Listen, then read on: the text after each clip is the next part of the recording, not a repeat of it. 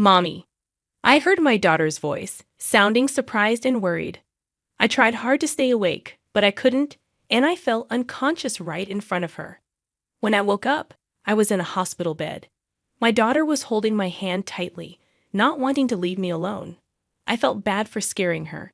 I was about to say sorry when she spoke first.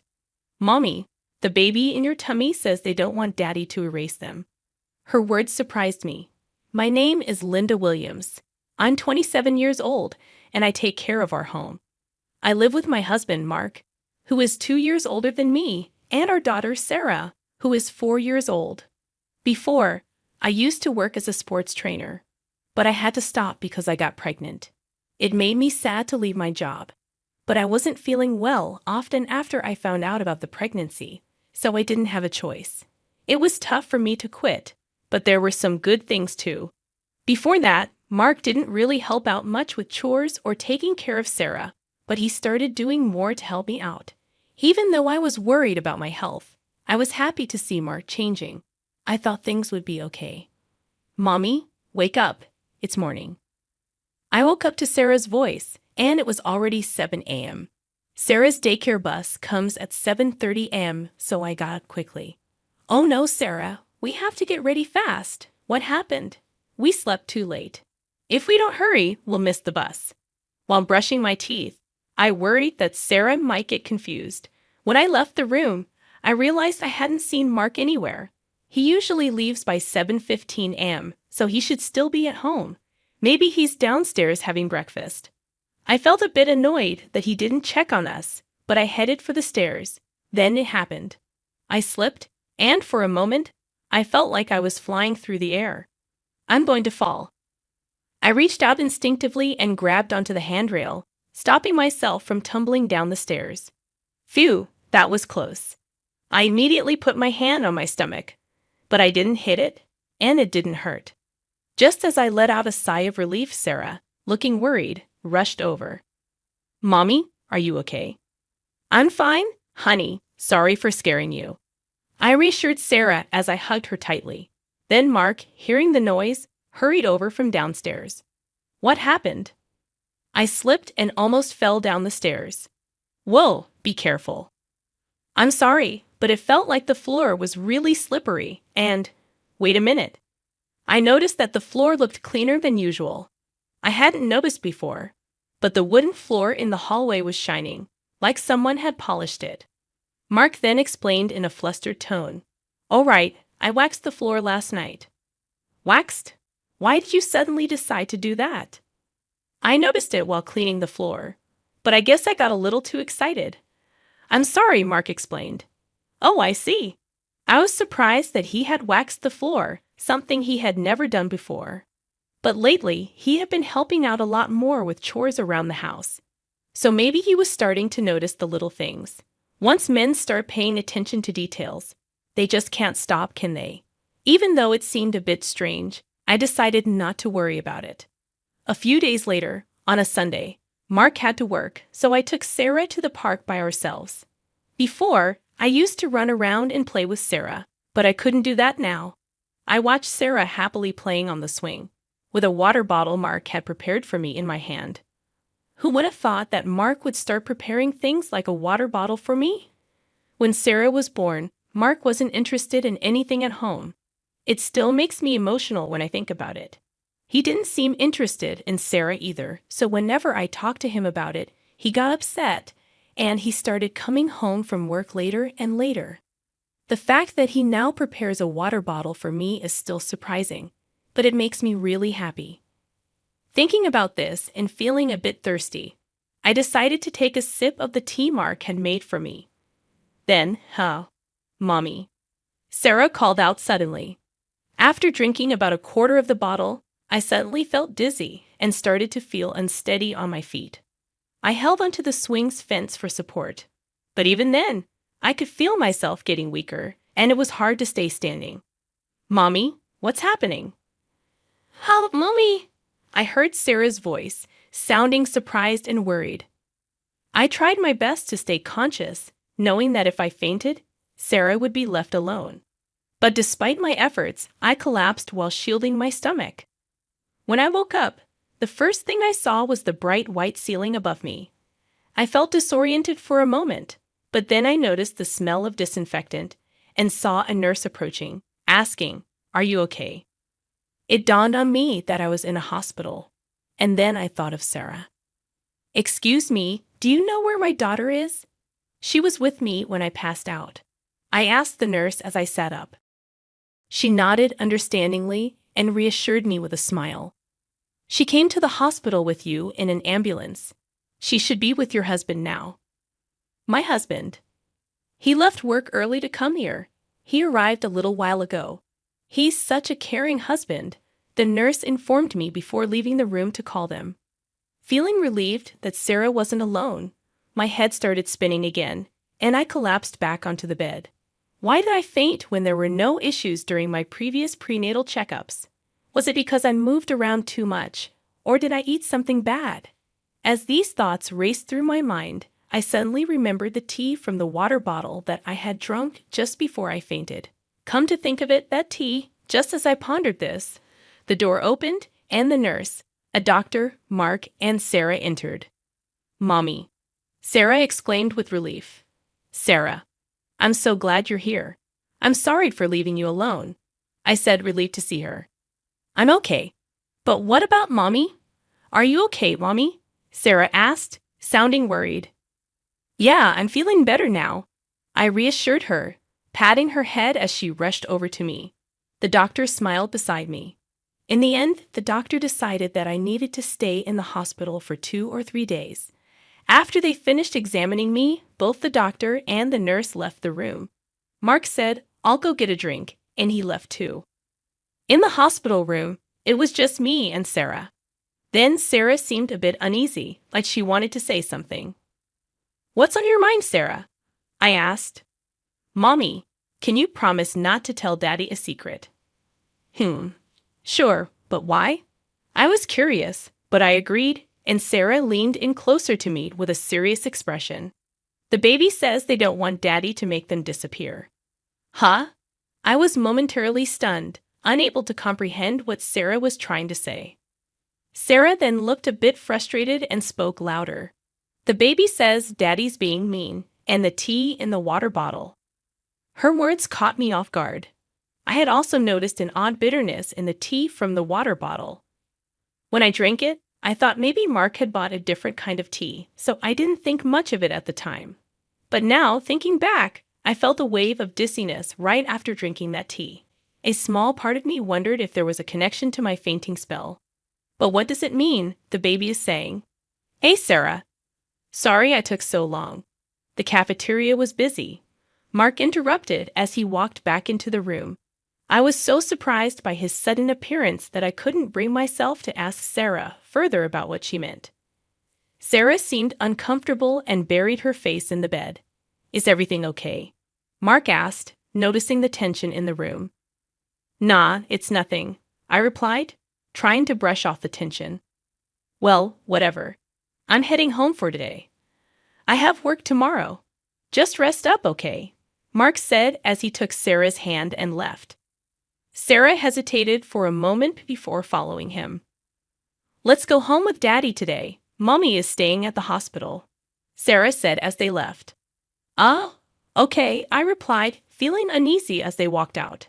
I couldn't shake off the worry about Sarah, but there wasn't much I could do at the moment. I just had to focus on getting discharged as soon as possible and settled back into bed. But Sarah's unsettling words lingered in my mind, making it hard to sleep. 3 days later, I was discharged from the hospital while my husband was at work, so my friend Kimberly came to pick me up. Kimberly was a friend from the gym where I used to work, and she had been looking after me since I had to quit due to my health condition. "I was shocked to hear you fainted, but you seem to be doing much better than I thought. I've been sleeping so well in the hospital that I feel much better. I'm glad. I was worried because you're pregnant," Kimberly said as we talked in the car on our way home. As we chatted, I couldn't shake off a feeling of unease. I had been feeling tired and foggy-headed lately, but surprisingly, I started feeling better after just a few days in the hospital. It struck me that the only significant change during that time was that I had been taking a break from household chores and childcare, and I had been eating balanced meals in the hospital. And then it hit me. So that means I didn't eat Mark's cooking yesterday. I recalled several odd occurrences since Mark had taken over the housework.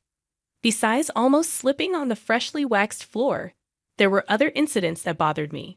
Things would be placed in unusual spots, causing me to trip. Once I was told the shower was ready, but there was no hot water, only cold water. It happened often, especially during winter, which made me rush to the hospital out of concern for the baby. Thankfully, everything was fine, but it was incredibly stressful. I had initially dismissed these incidents as simple mistakes caused by Mark's lack of experience with housework. But upon reflecting on them now, each one seemed like it could have serious consequences if one wrong step was taken. "Linda, we're here," Kimberly's voice interrupted my thoughts. "Oh yeah." I realized we had arrived at the house. Seeing my quiet demeanor, Kimberly looked at me with concern. "If you're not feeling well, you should let me know, okay?" "Yeah, I will. Thanks. You should rest for today at least. I'll go pick up Sarah, okay?" "Thank you, I really appreciate it," I said as we got out of the car together. I made a mental note to have a proper conversation with Sarah once she returned in the evening.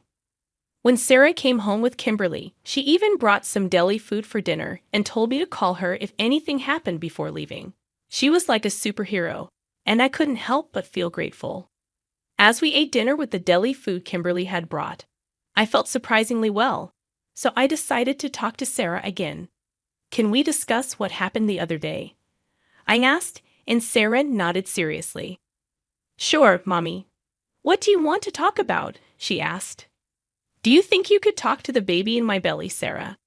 Yes, Sarah nodded firmly. Her sincerity was evident, and I couldn't help but believe her. "Then can you tell me again what the baby is saying?" I asked. "Well, the baby is scared of Daddy," Sarah began, her voice serious. "Daddy is trying to hurt us on purpose and separate Mommy and the baby, so the baby is holding onto Mommy as tightly as possible." I was speechless at Sarah's words. Though her explanation was simple, it connected all the strange occurrences, and I couldn't shake the feeling that they were deliberate attempts to harm the baby. The realization sent shivers down my spine. "Mommy, what's wrong? Are you in pain?" Sarah asked, tears welling up in her eyes, clearly worried about me. "Sarah, I'm sorry. I'm okay." I reassured her, hugging her tightly as I wiped away her tears. In that moment, I made a silent vow to myself. I needed concrete evidence or no one would believe what was happening. The next day, after watching my husband leave for work, I retrieved a baby monitor from the back of the closet. It was something we used when Sarah was a baby. If this revealed what I feared, it would be terrifying. But if it showed nothing, that would be a relief too. With a glimmer of hope, I hid the camera behind a houseplant. A few days later, I mustered the courage to check the footage. What I saw was beyond anything I could have imagined. It shattered the small hope I held onto. And in that moment, I made a decision. I wouldn't let this go unpunished. A week or so passed since I saw the footage. Earlier in the day, I had left Sarah at my parents' house. Now, I had tidied up the entire house and prepared a perfect dinner before Mark came home. Mark finally arrived and was surprised to see the elaborate meal set on the table. "What's going on? I could have made dinner." "I can't let you do anything dangerous anymore," I said firmly. "Huh?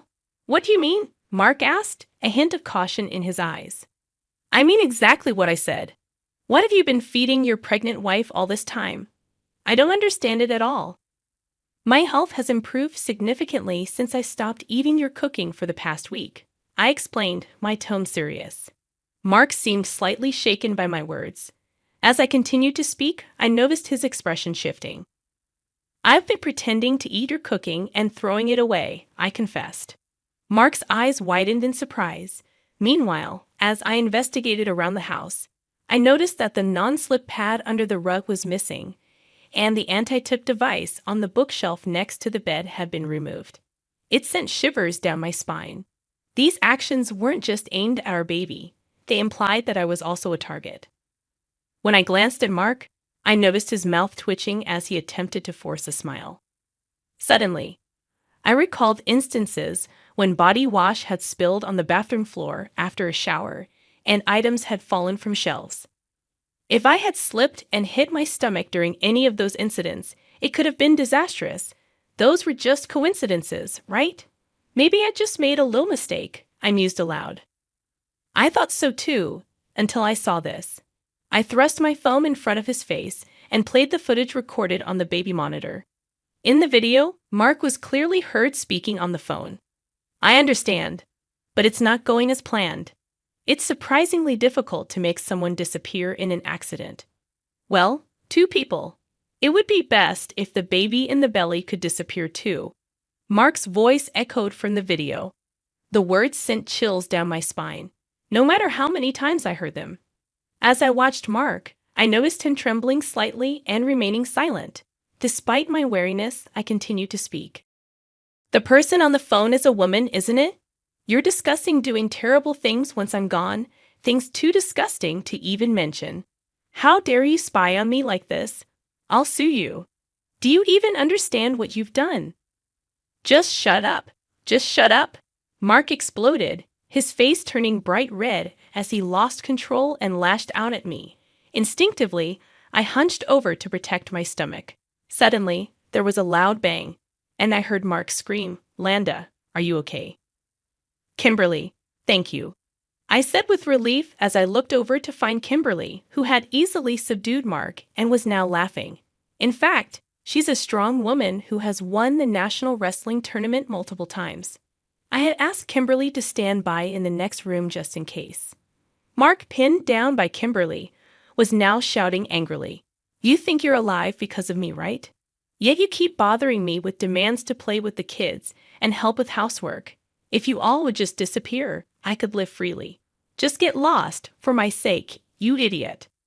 "So, that's what you think. But thank you, huh? Actually, you just helped me a lot by self-destructing," I said calmly, thrusting my phone, which was on a call with 911, in front of Mark. I had put it on call mode earlier, so all of Mark's words had been recorded and sent directly to the police.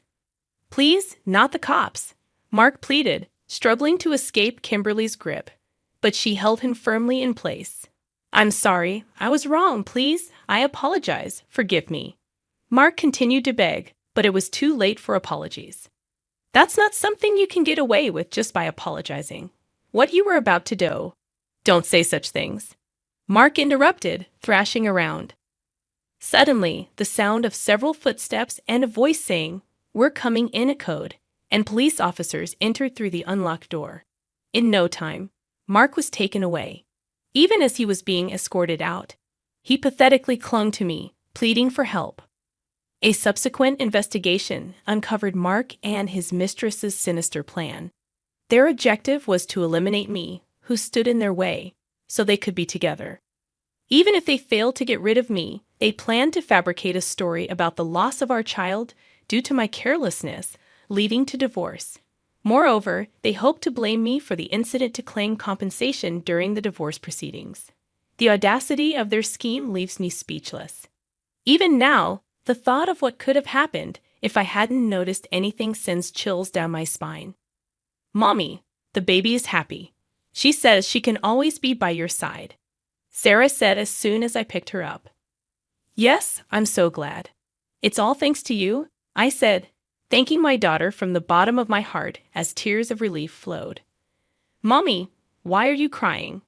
"The baby is looking forward to meeting you."